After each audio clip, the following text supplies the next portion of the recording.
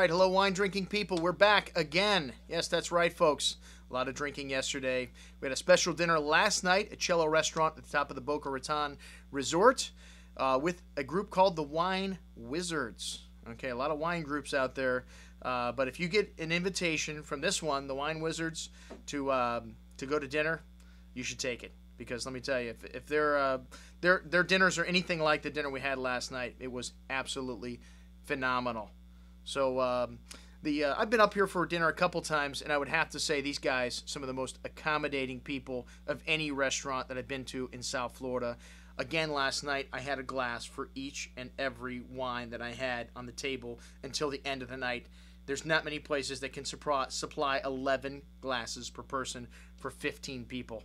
So kudos to you guys up there. Roberto the sommelier has this technique where he decants stuff right back in the bottle without using a funnel, which is absolutely amazing and very accommodating. The server we had last night, Daniel, great job. And the chef, Ned Johar, man, fabulous food. The lamb ribs, the best I have ever had. But the whole menu was outstanding, and the evening was pretty reasonably priced, too. We've got a Bricco de Uccelone dinner coming up at this restaurant in this private room that overlooks the Intercoastal and the Atlantic Ocean. Wow, man, there's not much of a better view in South Florida either. So just 10, 10, and 10 was the experience last night. 10 for the food, 10 for the wine, 10 for the service.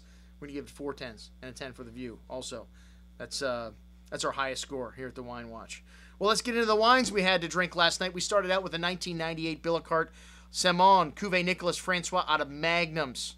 Bill Gilla provided this, as he did most of the other wines. Thank you very much, Bill. Everything outstanding. The reason I sold you all those 98 mags, because I knew I was going to get to drink some of them with you. And this wine was showing brilliantly. Billicart Semon, one of my favorite producers. Out of Magnum, the champagnes tend to have a little more of that leesy character to them from the dead yeast cells, because the larger the bottle, the more contact you get with champagne. So the wines are always a little more full-bodied. I love Magnums with champagne.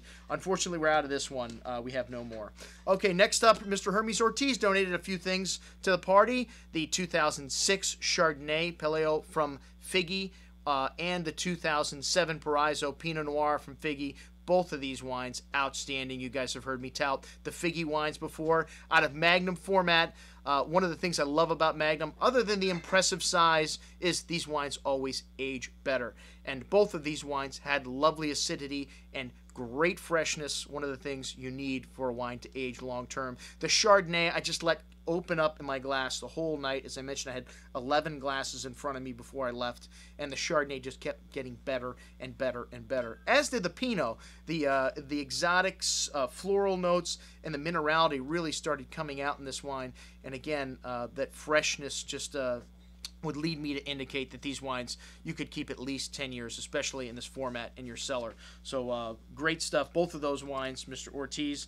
Next up, a lot of people's wine of the night, the Valdicava Madonna del Piano, 2001 vintage. One of the first wines ever from Montalcino to get a 100-point score. And this wine is still a baby, but man, the nose on this wine, the black tar, the black spices, the espresso, the blackberry liqueur, just incredible as this wine opened up also. Just another layers of nuance just kept coming out of it all night long. Unfortunately, this one didn't last most of the night. I drank most of this before too long, unfortunately. But went very nice with the pasta, the whole wheat pasta that they did with the veal. Really nice, really rich, but you need a rich wine to stand up to something like this. And as I mentioned, this wine, still a baby, a lot of tannin here, but still showing that Madonna del Piano vineyard site, really complex earthiness you get from this wine.